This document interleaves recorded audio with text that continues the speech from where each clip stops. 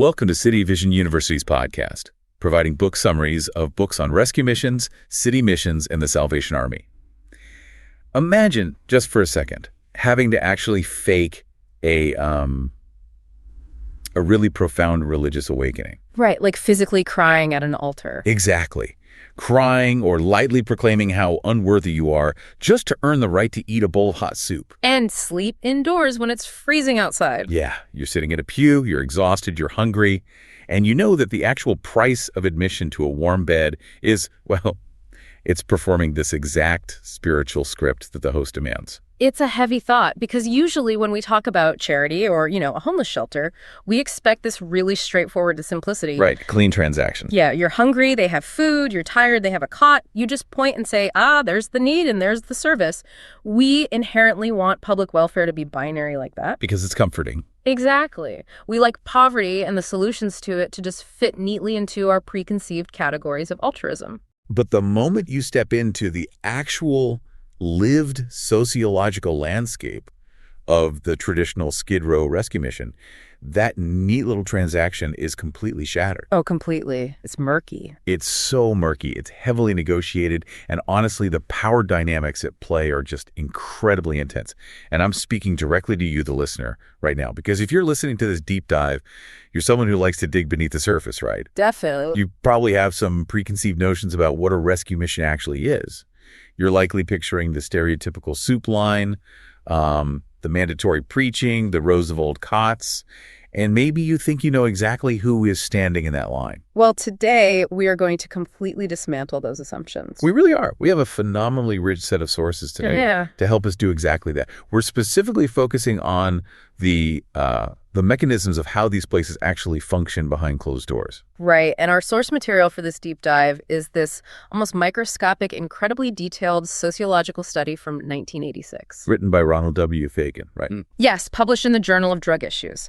And what makes this study so foundational, even decades later, is just its sheer scope. Fagan conducted a comprehensive survey of the International Union of Gospel Missions, the IUGM. Which is really critical context for us. Because at the time of the study, the IUGM was the absolute largest organization of rescue missions in the United States. They were the heavy hitters of urban charity. Huge. Fagan surveyed 213 of these member missions. And this is the detail that really grabbed me. The average age of the missions in his survey was 90 years old. Wow. Yeah. That means by 1986, the average mission was founded in the 1890s. That's incredible. We are talking about deeply entrenched, historically rooted institutions that have survived world wars, the Great Depression, massive urban upheaval, all of it. So the mission of this deep dive today is to really unpack the fascinating evolution, the inner workings, and, the deep-seated sociological tensions of the traditional Skid Row rescue mission. Moving way beyond the stereotype of just soap, sleep, soup, and salvation. Okay, let's unpack this. Before we can even judge what these missions do, we have to fundamentally understand how sociologists categorize them. Because I'll be honest, reading through this research, I realized I was treating all shelters as this giant monolith. Which is the first major trap anyone studying urban poverty falls into. When sociologists look at rescue missions, they absolutely do not see a single uniform entity. Right. The text references this highly specific typology developed by a sociologist named Wallace in 1968. Wallace spent time categorizing these Skid Row missions into distinct operational models. And understanding the typology is so crucial, right? Because the organizational structure dictates the entire lived experience of the person walking through those doors looking for help. Exactly. So break that down for us. If I'm, say, walking down Skid Row in 1986, what are the different doors I might walk through? Well, let's start with what Wallace calls the conservative institutional missions. These are basically the corporate giants of the rescue mission world. They're the most professional, the most heavily bureaucratic type. Typically, they're sponsored by a major denomination, a large association, or a massive coalition of regional churches. So they actually have real infrastructure. We're talking large buildings, boards of directors, standardized operating procedures, that kind of thing. Yes, exactly. Because they have that steady institutional financial backing, they are the ones who typically offer the absolute full range of services. A whole package. Right. They deliver the classic soap, sleep, soup, and salvation, but they do it on a massive, highly organized scale. They might have a dedicated medical wing, a massive industrial kitchen, a really structured intake process. It is charity administered with corporate efficiency. That makes total sense. The denominational backing provides a safety net for the charity itself. But Wallace contrasts that with something that sounds, well, much more chaotic. What did he call them? The ballyhoo institutional missions. Yeah, ballyhoo is such a perfectly evocative term for this category. These are completely different beasts from the conservative institutions. They're almost always run by an individual founder, a charismatic leader, or a single private owner. So no massive, quiet denominational backing. None. Instead, their very survival relies entirely on constant, loud, public solicitation. Yeah, the text mentioned they use mail, newspaper, and specifically radio solicitations to drum up support from individuals in small churches. When I read that, it instantly reminded me of the mechanics of modern crowdfunding, or like those late-night infomercials. Oh, that's a highly accurate parallel. Right. The founder isn't just a charity director. They have to be a relentless pitchman. They absolutely do. The founder has to continually paint this vivid, dramatic picture of the crisis on Skid Row to keep the lights on. They have to broadcast the despair and then immediately broadcast the miraculous salvation their mission provides, just to convince a listener 50 miles away to write a check. And because their funding is so precarious, I mean, it's tied to the effectiveness of their latest radio pitch, they often have to omit some of the broader, more expensive social services. Exactly. They focus their resources heavily on the pitch itself and the most visible forms of relief. They can't afford the dedicated medical wings like the conservative ones. That just dramatically shifts how we need to think about charity. It implies that for these ballyhoo missions, charity isn't just a quiet act of altruism. It's a competitive industry. Completely. If you're a ballyhoo founder fighting for radio donations, your public messaging has to be hyper-dramatic. You have to highlight the most extreme stories of degradation and instantaneous salvation. The conservative institutional mission, getting an annual endowment check, doesn't have to perform for its supper, so to speak. But the ballyhoo mission is always on stage. If we connect this to the bigger picture, it's fascinating how the funding mechanism directly shapes the theology and the public face of the institution. But, there's a third major type Wallace identifies, which strips away even the radio theatrics. Oh, the wildcat missions? Yes. He calls them the wildcats. Like an unauthorized independent oil well? Precisely. These are the smallest, often the most stringent, and they are essentially a pure, uncompromised reflection of the personality and the specific theological beliefs of their individual founder. The ultimate indie startup of the rescue mission world. Uncompromised is the perfect word. They rely entirely on small, private, individual contributions and fiercely, almost aggressively, avoid any entanglement with state or federal funds or large denominational oversight. Wow. Because they're so small and stubbornly independent, they usually offer nothing more than the bare minimum of physical sustenance alongside a really heavy dose of theology. So it's often just like a rented storefront, a large pot of soup, some folding chairs, and a sermon. That's exactly it. Okay. They don't have the resources to offer comprehensive rehabilitation, and frankly, their founders often don't believe in the efficacy of secular rehabilitation anyway. So you've got the corporate behemoths, the radio pitchmen, and the indie storefronts.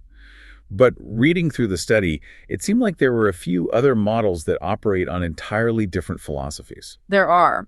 The text points out a few distinct variations that operate parallel to Wallace's main three. For example, a researcher named Wiseman identifies missions that utilize work therapy for Skid Row alcoholics. Oh, right, like the Salvation Army's Harbor Light Centers. Exactly. That's the prime historical example. That is a highly specific operational model where the rehabilitation is built intrinsically around physical labor. So sorting donations, repairing furniture, driving trucks. Yes. The idea is that restoring the habit of industry is fundamentally tied to restoring the soul. Which is a totally different mechanism than just sitting in a pew listening to a ballyhoo pitch. Very different. And then completely separate from the evangelical Protestant models we've been discussing, you have the assistance and rehabilitation programs run by Catholic and some Episcopal churches. How do those differ? They're classified in the literature as more progressive missions. They provide food and shelter, and this is a massive distinction that shapes the entire power dynamic of Skid Row, They almost never require attendance at religious services or spiritual instruction to receive that basic physical assistance. Oh, wow. So the requirement to fake a conversion, that whole sing for your supper pressure cooker, is totally removed. Completely removed. That must completely change the psychological atmosphere of the shelter. It fundamentally changes the power dynamic between the provider and the recipient. So when we look at this landscape, from the giant denominational bureaucracies to the tiny wildcat storefronts to the physical labor of work therapy to the unconditional aid of progressive parishes, we see an incredibly complex ecosystem. And it has deep roots, right? Very deep. The text notes that most sociologists point to Jerry McAuley's Water Street Mission, established in 1872 in New York City, as the first religious institution specifically designed for homeless men. 1872. Let's just pause on that. We are talking about the era right after the Civil War. Industrialization is exploding, cities are rapidly overcrowding, and you have this completely new phenomenon of mass, urban, disconnected poverty. Yeah. Macaulay essentially invents a new type of institution to address a problem the world hadn't really seen on that scale before. Exactly. The complex web of mission types we see in the 1980s data is the result of over a century of evolution, adaptation, and theological debate about how best to save a human being who has fallen through the cracks of industrial society. Which brings us perfectly to the next vital question. Right. We have established the anatomy of the institutions. We know exactly where we are. Now we need to rigorously examine who is actually walking through those doors. Right. And I have to admit, this is where the source material completely dismantled my worldview. The demographic reality of who actually lived on Skid Row in the 1980s defies every cultural stereotype we've been fed. Oh, the public assumption is remarkably stubborn. If you ask the average citizen to describe a Skid Row resident, they will almost universally describe a destitute, chronically unemployed, pathologically addicted older man. Someone whose entire life is consumed by alcohol. Right. But the sociological reality is staggeringly more nuanced. So if it isn't pure poverty, and it isn't just alcoholism, how do the sociologists in this study actually define the unifying characteristic of someone on Skid Row? They use a very specific, highly descriptive term coined by a sociologist named Barr. He argues that the defining characteristic of this population is disaffiliation. Disaffiliation. That implies something was actively severed. It does. Barr explains that what Skid Row residents actually have in common is a profound detachment from mainstream society. He defines it as the absence or the severe attenuation of the affiliative bonds that link settled persons to a network of interconnected social structures. Let's translate that out of academic speak. It's not necessarily that you have $0 in your bank account, though obviously that is often the immediate crisis. It is that you lack the invisible safety net of human connection. Exactly. You don't have a spouse to lean on. You don't have a church community. You aren't part of a labor union. You are estranged from your siblings. You're entirely unmoored from the social structures that catch people when they stumble. Precisely. Disaffiliation is social isolation compounded by poverty. But even within that broad category of the disaffiliated, there are highly distinct subgroups utilizing these missions. Right. Rooney's groups. Yes. A researcher named Rooney spent time observing and categorizing these individuals. He identified 4 major groups. And the first one directly contradicts the stereotype unemployed workers. Hey, just regular working class people who happen to be between jobs. Yes. A massive percentage of Skid Row residents throughout the 20th century actually worked regularly. They were migrant workers, day laborers, seasonal employees. They used the missions merely as an economic buffer.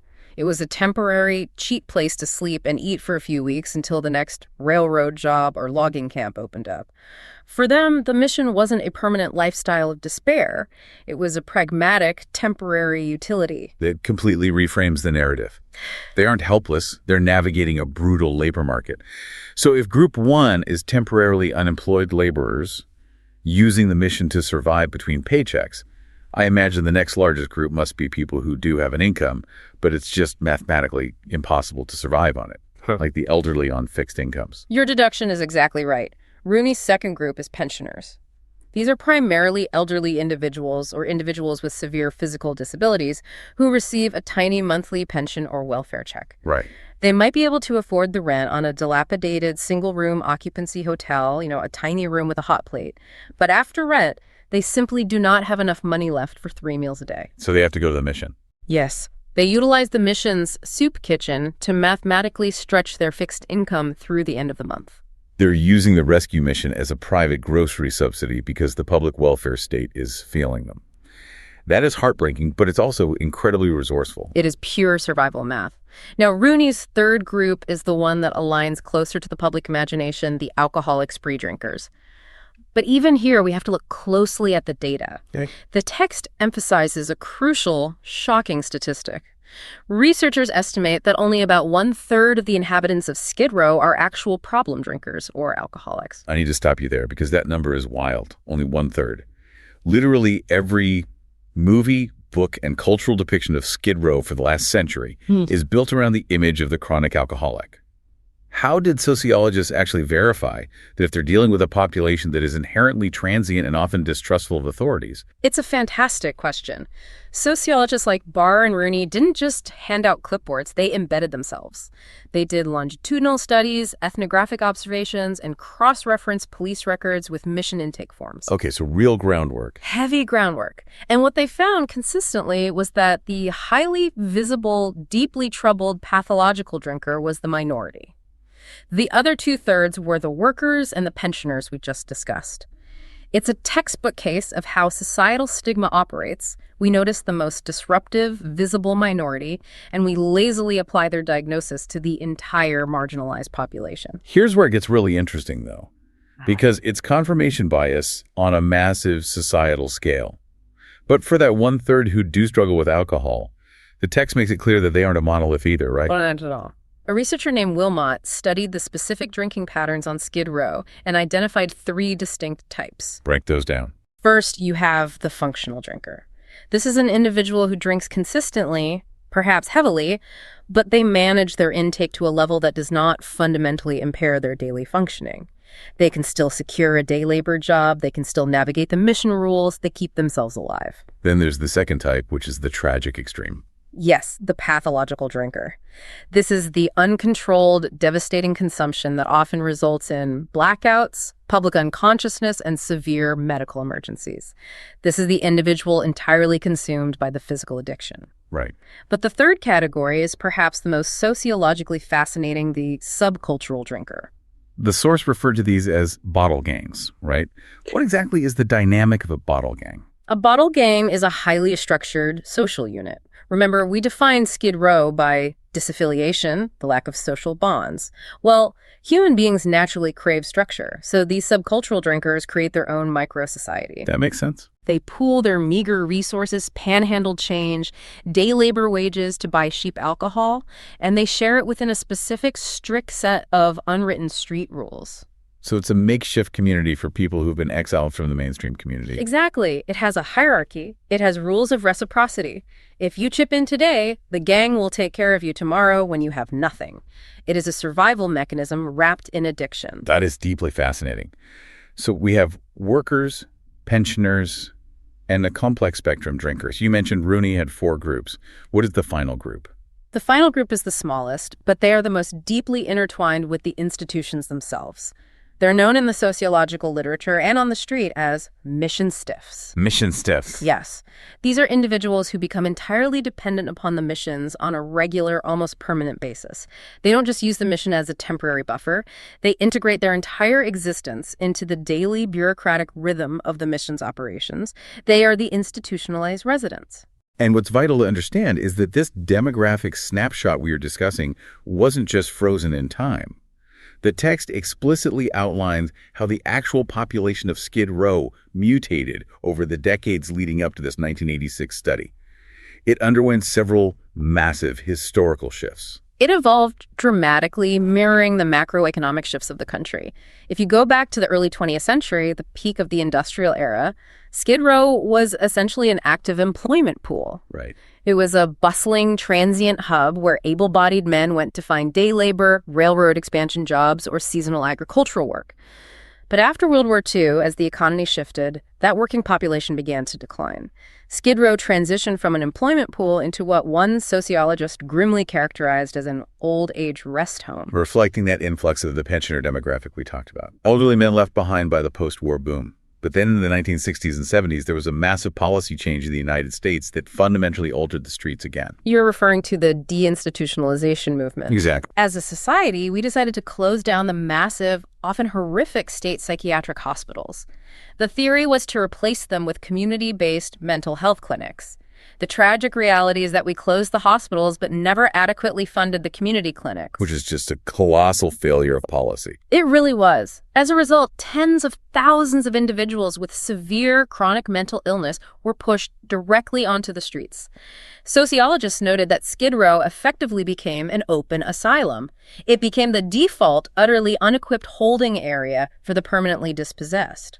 And just as these missions are trying to adapt to acting as makeshift psychiatric wards, the 1980s hit. And Fagan's study notes another massive demographic wave crashing into the missions due to the severe economic recessions of that era. Suddenly, the demographics splintered entirely. It wasn't just single, aging men anymore.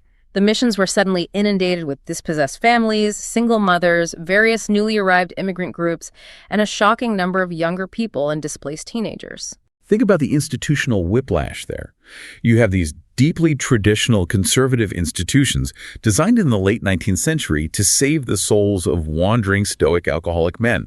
And suddenly, in the 1980s, their waiting rooms are filled with families, mentally ill individuals suffering from schizophrenia, and unemployed teenagers. It placed an unimaginable strain on their operational models and their theological frameworks. Which provides the perfect, highly combustible context for our next major topic. We have defined the institutions. We've defined the complex, shifting demographics. Now, we must examine the intense sociological friction that occurs when these two forces interact inside the walls of the mission. Yes. Specifically, we need to look at the deeply controversial practice of the exchange, the requirement to attend a religious service in order to get your basic physical needs met. This is where the sociological debate becomes absolutely fierce. Social science researchers, figures like Bloomberg, Rooney, and McShee, cited heavily in the text, are generally highly critical of the traditional rescue mission approach. What's their main argument? They assert, based on their embedded research, that the typical Skid Row resident deeply, sometimes violently, resents the mission's required spiritual programming. And from a purely human empathy standpoint, you can easily understand why. The text quotes a Skid Row resident directly, and it just cuts right to the bone. He said, "I'll tell you why most of us go there. Because we're desperate. We need a roof over our heads." Right. It is vital to recognize that for the vast majority of these individuals, walking into that chapel is not a voluntary, joyous spiritual journey. It is an act of desperate physical survival. Barr, the sociologist who coined disaffiliation, notes that the men deeply resent what he terms the strings-attached charity. It's a form of charity that demands psychological compliance. It demands a public facade of penitence, a feigned interest in the specific theology of the mission, and a public repudiation of their own life and values. And the proof of that resentment is baked right into the language. I am absolutely obsessed with the street jargon documented in these sources. The slang of Skid Row tells the true story of this power dynamic better than any academic paper could. They refer to the mandatory sermons as ear beatings. Ear beating. It perfectly captures the physical exhaustion of being a captive audience. You're hungry, you're tired, and you're being battered by words you cannot escape if you want to bed. Exactly. And the act of participating in the service, standing up when told, bowing your head, singing the hymns, is cynically referred to as singing for your supper. Yeah. But my absolute favorite term is the one they use for someone who fakes a profound profession of faith just to secure better treatment, extra food, or a guaranteed warm shelter for the winter. They call that person a cold-weather Christian. It's sociologically brilliant. It implies a deep understanding of the transactional nature of the environment. The title, Cold-Weather Christian, openly acknowledges that their newfound religious fervor will magically thaw and evaporate the exact moment spring arrives and it's physically safe to sleep outside again. It's poetic, Yeah. but drenched in survivalist cynicism. Yeah. And the slang goes deeper. A dramatic conversion experience at the altar is referred to as taking a nosedive. And if you take that nosedive and then leverage that conversion to get hired onto the mission staff, becoming one of those mission stiffs we talked about, the street calls you a curbstone canary. It reveals that the men on the street see completely through the required performance. They view it as theater. And that shared cynicism leads to a major academic debate about the true nature of this relationship. Is it exploitation or is it survival? Some commentators characterize it as a complex exchange or a symbiotic relationship. In this view, it is a game of mutual exploitation. The men on Skid Row understand that they are the raw material for the mission director's career. Right, because without the men, there is no mission. Exactly. The men, sitting destitute in the pews, are the highly visible proof of the urban crisis. The mission uses their physical presence to validate their radio pitches and appeal for funds from the suburban public. So the psychological justification for the men is you, the director, are conning the public by parading our misery around to get donations. Therefore, we are completely morally justified in conning you by faking a nosedive conversion to get a free meal. Precisely. It becomes a calculated, rational economic transaction for the destitute individual. They agree to accept what the mission gives them at the lowest possible psychological cost to themselves, meaning the cost of sitting through an hour-long ear beating in order to meet their desperate biological needs. But not all sociologists view it as a balanced mutual con game, do they?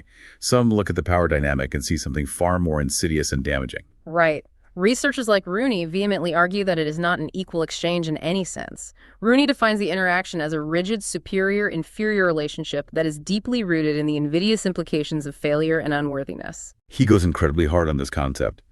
Doesn't he draw a direct parallel between rescue missions and total institutions? He does, and this is a heavy sociological concept. Yeah. He utilizes Irving Goffman's famous theory of the total institution.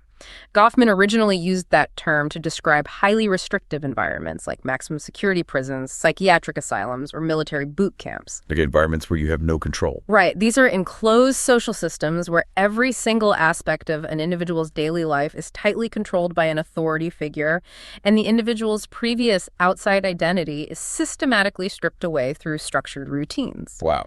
Rooney compares the rescue missions to these total institutions because of what he perceives as the inherently degrading, identity-stripping nature of the required service and the demand for public repentance. If we think about how a military boot camp works, the very first thing they do is shave your head, give you a uniform, and verbally tear down your civilian identity so they can rebuild you as a soldier. Rooney is suggesting the mission sermon does the exact same thing psychologically. He calls the gospel service a divestment ceremony, right? Yes, a divestment ceremony. Rooney argues that during these mandatory religious services, the members of the congregation are essentially shorn of their previous identities. Remember our demographic. The unemployed workers. Yes. Even if a man in the pew is just a temporarily unemployed union carpenter, during that sermon, he is systematically stripped of his membership in the self-supporting working class. The mission's rhetoric redefines him. He is told he belongs to a lower stratum of thoroughly inadequate, broken persons who are entirely dependent on divine grace and institutional charity. That is a staggering critique. Yeah. Rooney is essentially arguing that the very mechanism of the charity is inflicting profound psychological damage by forcing people to internalize a narrative of total personal failure. That's his central thesis, yes. As I was reading this, looking at it from an outside perspective, I couldn't help but draw a massive historical parallel. How is this dynamic fundamentally any different from the colonial missionaries of the 18th and 19th centuries who sailed to underdeveloped nations and offered vital medicine and food to indigenous populations, but only in exchange for religious conversion? Bloomberg actually makes this exact comparison in the text, doesn't he? He does explicitly. Bloomberg and his associates draw a direct line between these urban rescue missions and historical colonial missionaries. In both scenarios, the institution utilizes vital material necessities, food, shelter, basic medical care, as a lure to attract potential converts who otherwise would have no interest in the theology. It's the exact same tactic. And crucially, both the colonial missionary and the urban mission director face the exact same frustrating operational problem. How do you take someone who is only there for the food and convert them into an actively committed, genuine believer? The historical term for that, which they used in Asia, was rice Christians, meaning people who are only professing the faith to get access to the bowl of rice, or in the case of Skid Row, the bowl of soup. Exactly. The parallels are striking, but as we dissect this, we must be incredibly careful to maintain our neutrality here. Definitely. What we have just detailed is the hard sociological critique of the institution. We are exploring the academic debate.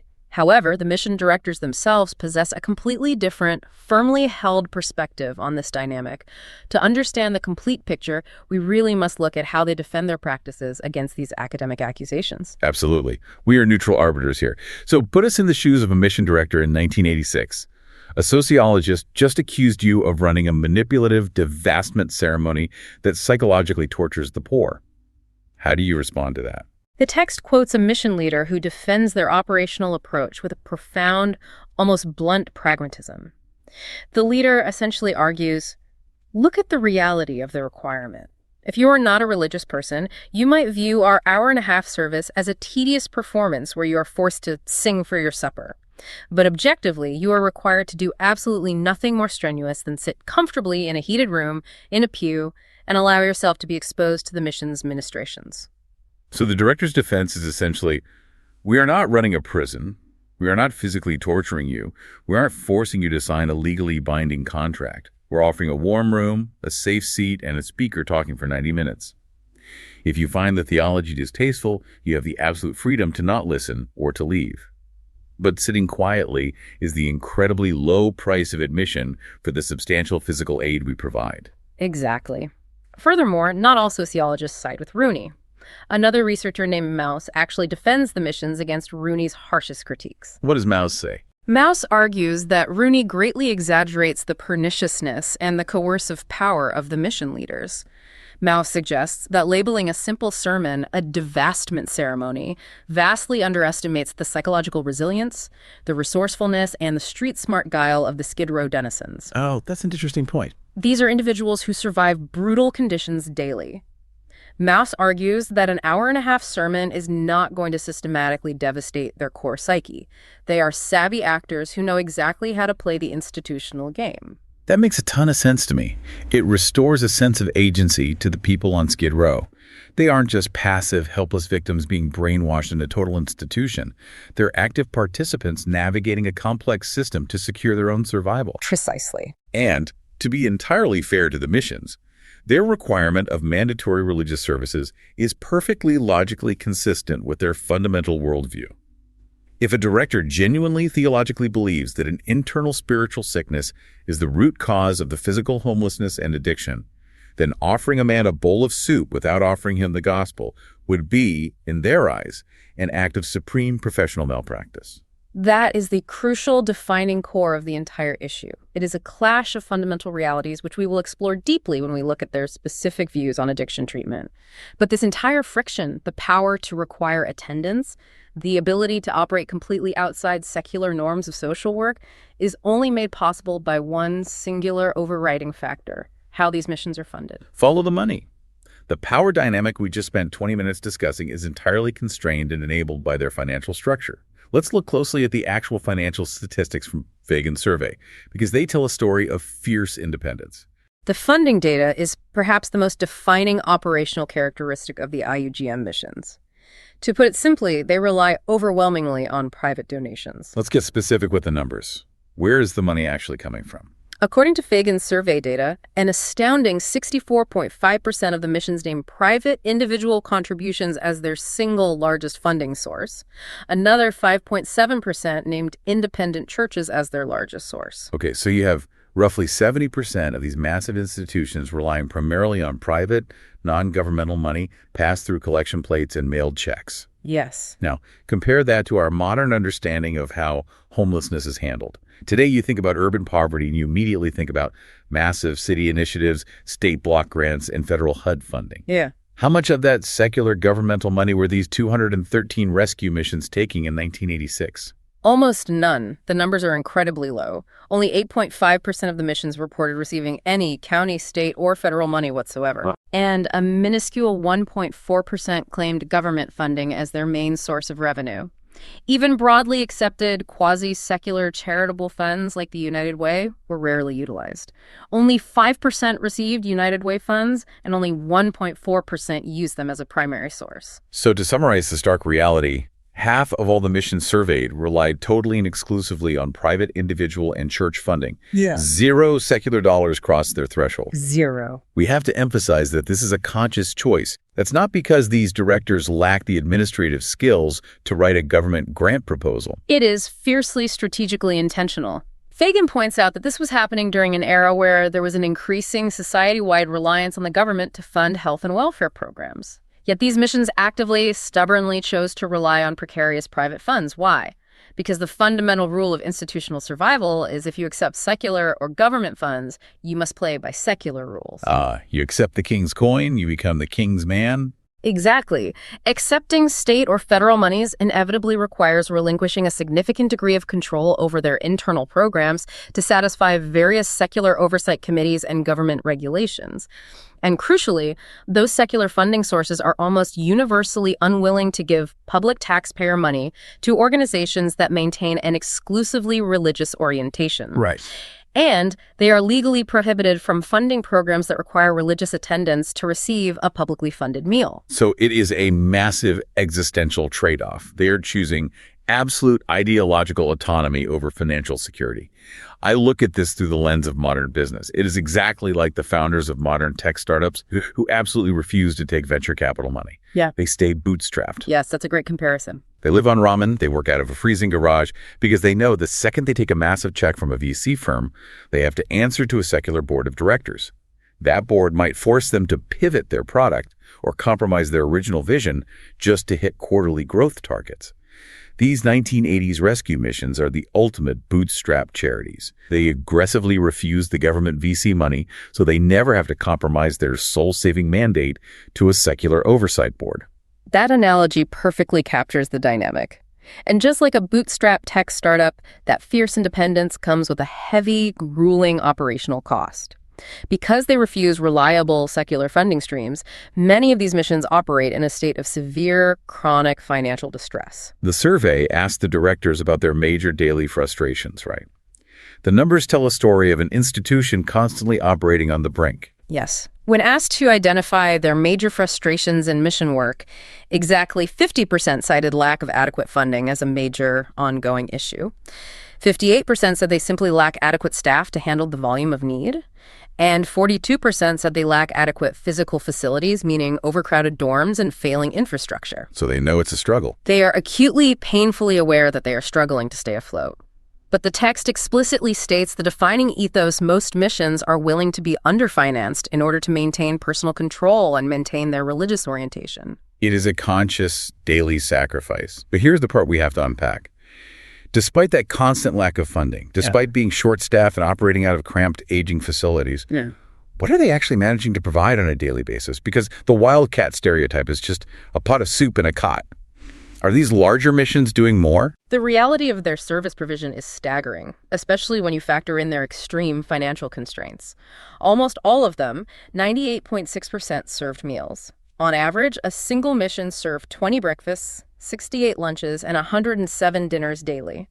94% provided overnight beds, and they allowed an average maximum stay of about 3 months or 88 days. Stop and think about the sheer logistics of that. Providing 3 meals a day and housing for 88 days for hundreds of individuals, and they're doing this almost entirely on the nickels, dimes, and mailed checks of private donors without a massive federal grant to backstop them. It is a logistical marvel, and they were modernizing their services far beyond the archaic stereotype. The survey found that over 72% offered active benefits counseling, meaning they had staff dedicated to helping disaffiliated individuals navigate the complex, secular bureaucracies of welfare, Social Security, and disability claims. That's huge. 56.7% offered medical assistance, usually by establishing referral networks with outside doctors willing to do pro bono work. 52.5% offered structured psychological counseling. Nearly 40% provided actual vocational training programs to help men re-enter the workforce. That is incredible. They are offering complex, modern social work services, benefits navigation, psychological counseling, job training, while simultaneously actively refusing the government funds that normally pay for those exact services in secular agencies. Which perfectly sets up the central, fascinating paradox of how they view the root causes of addiction and trauma. We know they fiercely protect their spiritual mandate by refusing secular money. We know they offer psychological counseling. So how exactly does this intense spiritual focus translate into their clinical view of why people end up on Skid Row, and how do they actually treat the devastating physical reality of alcoholism? Let's dive deep into etiology and treatment. Etiology is the medical term for the root cause of a disease or condition. Let's look at the etiological mindset of these mission directors. When Fagan's survey directly asked them, "Why do you think a person ends up on Skid Row?" what did they say was the root cause? The survey provided the directors with a comprehensive list of characteristics and potential causes ranging from economic factors to psychological trauma, and asked them to rate each as a very important or important cause of homelessness. The results provide a starkly clear picture of their worldview.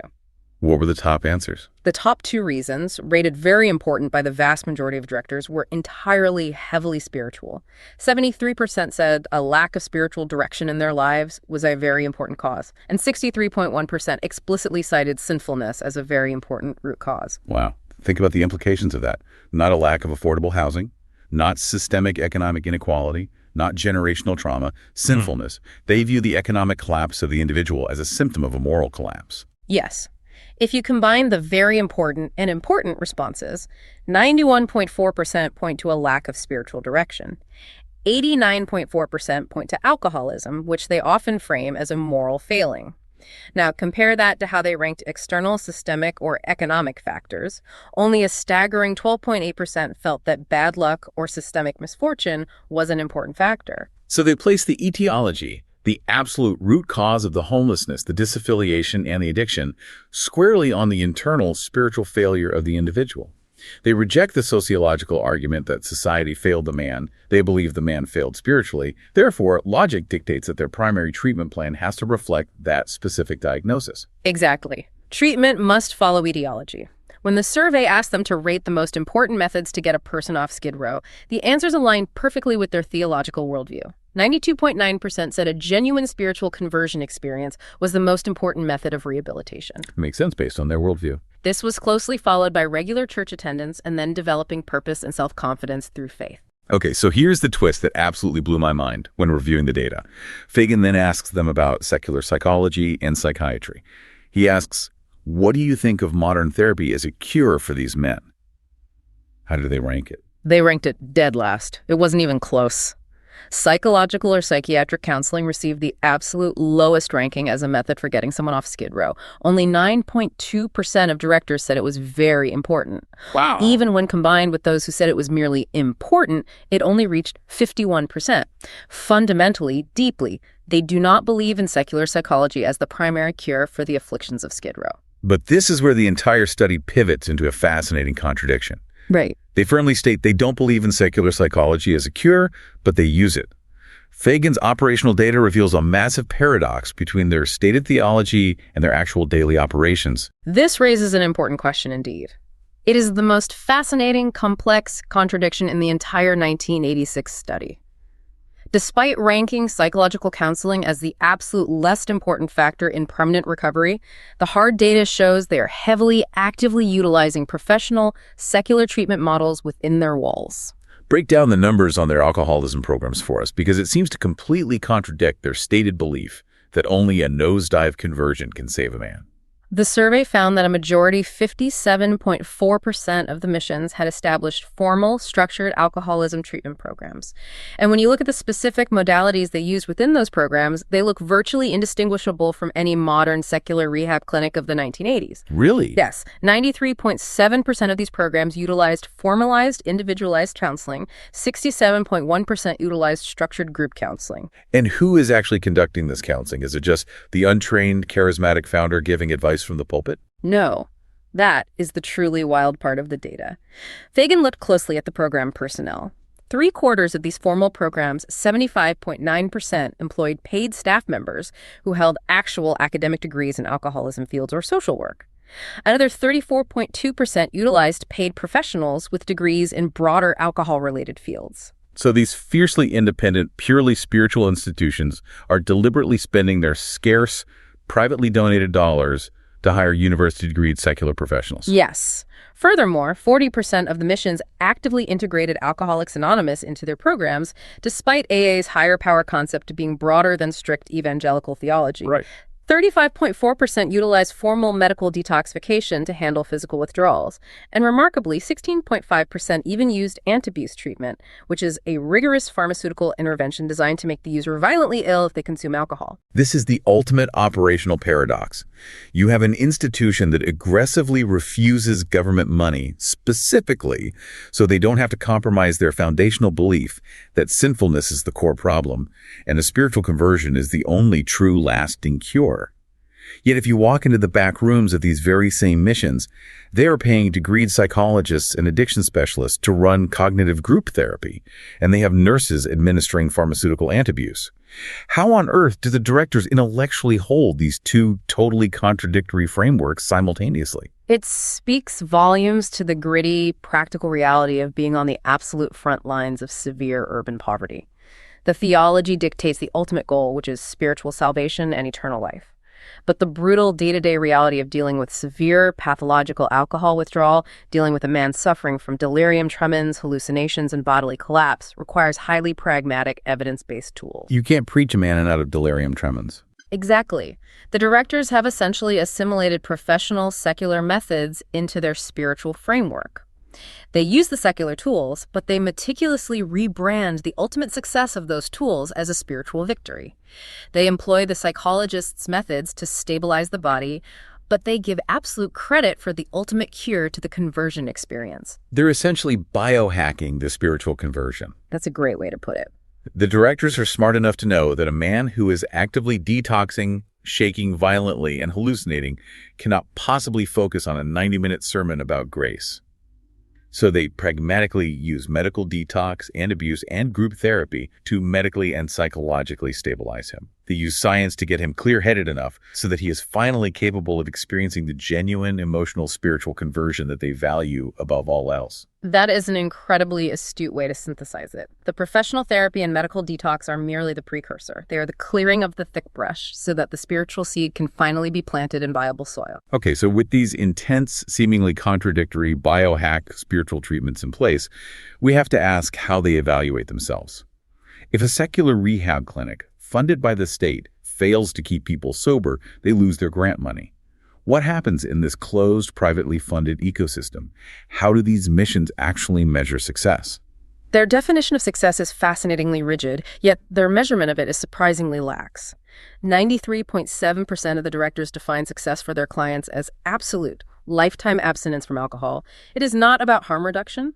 Only about 20% even mention control of alcohol use or moderate drinking as an acceptable measure of success. So it is an absolute all-or-nothing binary clinical goal. Yes. And keeping with their core philosophical mandate, 86.1% define ultimate success as improved spiritual commitment. But here's the critical, almost confounding data point regarding their scientific evaluation methods. Fagan found that only about half of the missions used any type of formal follow-up procedures to monitor the individuals who actually completed their treatment programs. Wait. Let me make sure I understand this. They define success as lifetime abstinence and profound spiritual commitment. But half of them don't even bother to call or check to see if the guy is sober a month after he walks out the front door. Correct. Very few utilize the kind of rigorous, formal evaluation techniques or longitudinal tracking that a secular agency would require. And yet, despite this glaring lack of empirical follow-up data, when Fagan asked the directors how successful they felt they were in treating severe alcohol problems, a strong majority, 68.1%, confidently stated they felt they were successful or very successful. That feels, well, incredibly, perhaps dangerously optimistic. Especially since every academic commentator in the text repeatedly notes that empirically, these Skid Row missions actually have staggeringly high rates of recidivism. The men cycle in, get sober, take a nosedive, leave, relapse, and cycle right back in constantly. You are correct. Academics like Rooney and Blumberg argue vehemently that the missions are highly unsuccessful in achieving both actual lasting spiritual conversion and long-term alcoholism rehabilitation. They view the high recidivism as proof of institutional failure. But this is where we have to look through the lens of the mission director to understand how they view the very concept of failure. The sociologist Wiseman provides what I believe is the most profound, illuminating quote in the entire study regarding this tension. What does Wiseman say about failure? Wiseman points out that a mission leader, and I'll quote directly, does not demand that the individual alcoholic rehabilitator make an agonizing reappraisal of his methods in the face of failure, that is, the high rates of recidivism. Endless compassion for the fallen when they need help, no matter how many times they fail, this is the real goal. Wow. Endless compassion for the fallen, no matter how many times they fail. That literally gave me chills when I read it. It is a radical concept because it fundamentally changes the metric of institutional success. If your primary goal is a clinical medical cure rate, then high recidivism is a catastrophic failure that demands you change your methods or close your doors. But if your deeply held theological mandate is to offer endless, unconditional compassion to be a permanent, unmoving harbor for the repeatedly chronically broken, then recidivism isn't a failure of the institution at all. It is simply the tragic, inevitable reality of the fallen human condition that you are divinely mandated to endlessly serve. So what does this all mean?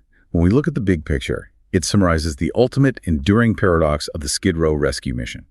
They survive, and remember, they have survived for over a century, precisely because their private funding base allows them to define success on these terms. The individuals and independent churches mailing in those $5 checks do not demand clinical, audited, secular success rates.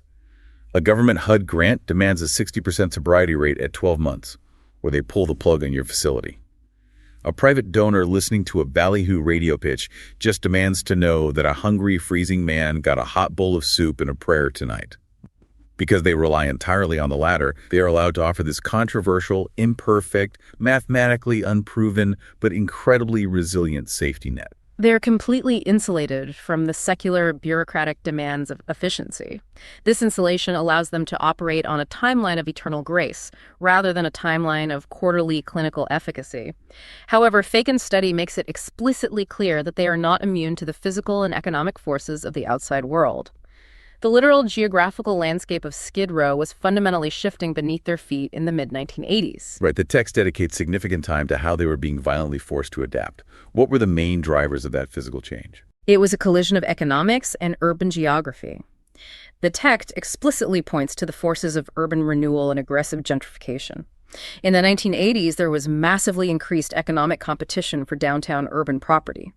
The physical, historical skid rows, the blocks of cheap single-room flophouses, the dive bars, the areas of industrial decay where the disaffiliated could live cheaply were being bought up by developers, renovated, and turned into highly valuable commercial real estate. So the physical space that housed and tolerated the disaffiliated population was literally being erased from the map by bulldozers. Yes, and because of the intense social stigma attached to them and the fierce property competition, the Skid Row residents were being physically dispersed. They were pushed out of the concentrated downtown areas and scattered into other, often more remote areas of the city in a desperate search for remaining affordable housing and social services. And the missions, which were physically anchored in those old neighborhoods, had to react to their flock being scattered. They had to make hard choices. Fagan notes that some missions, facing this pressure, essentially abandoned the traditional, aging Skid Row male demographic entirely. They shifted their focus to groups that were, frankly, more amenable to generating suburban public support and funding, such as abused women and children. That's quite a pivot. Other missions sold their valuable downtown real estate and physically relocated, attempting to follow the dispersed population into new, poorer neighborhoods. And fascinatingly, from a sociological branding perspective, some missions actively dropped the word mission from their organization's title entirely. Yes, they rebranded to sound more like secular social service agencies, ostensibly to broaden their appeal and perhaps shed some of the old stigmatized soap and salvation baggage. They rebranded. They diversified their target demographic. They started serving more women, more youth, more drug abusers, as opposed to just the traditional alcoholics. They were actively evolving to survive the 80s. They were evolving, yes. But Fagan concludes his study by noting that the traditional conservative rescue mission will likely remain a permanent fixture of the American urban landscape. They will survive simply because that core private funding base, the millions of independent donors who fundamentally believe in the absolute primacy of spiritual conversion over secular rehabilitation, remains steadfast and generous. It is an incredibly stubbornly resilient model. We have covered an immense amount of ground today, from the theatrics of the ballyhoo pitchmen to the deep sociology of disaffiliation, the psychological tension of the divestment ceremony, the bootstrapping economics of private funding, and the wild paradox of hiring degreed psychologists while preaching that only a nosedive conversion cures addiction. It reveals a profound truth. The institutions serving our most marginalized, broken populations are very often just as complex, just as contradictory, and just as human as the societal problems they are attempting to solve. Before we wrap up this deep dive, I want to leave you, our listener, with a final provocative thought to mull over. We just touched on it briefly, this concept from the text about the physical dispersal of the Skid Row populations due to gentrification and urban property competition. The study noted this happening in 1986. And we all know it has only accelerated exponentially in modern cities today. If the geographical concentrated space of Skid Row disappears completely, swallowed up by high-end real estate, trendy lofts, and artisanal coffee shops, where exactly do the mission stiffs go? Where do the missions themselves go? Does the forced dispersal of the physical location mean the dispersal and integration of that disaffiliated community into mainstream society? Or does it merely mean their complete tragic invisibility? That is the vital, haunting question for modern urban policy. Physical dispersal does not equal rehabilitation. If the physical gathering place is erased, the fragile affiliative bonds, even those desperate bonds formed in a bottle gang or sharing a mission pew, are broken all over again. It forces us to ask if our modern cities are actually solving poverty or just relentlessly moving it out of sight. It's a profound challenge for the future of urban compassion. Something for all of us to seriously consider the next time we look at our own changing neighborhoods. I want to sincerely thank you, the listener, for joining us on this incredibly deep dive. We hope this exhaustive conversation encourages you to think a little differently, a little more deeply, the next time you walk past a local shelter or mission in your city, and to keep rigorously questioning the complex, intensely human layers operating behind our everyday institutions. Until next time, keep exploring.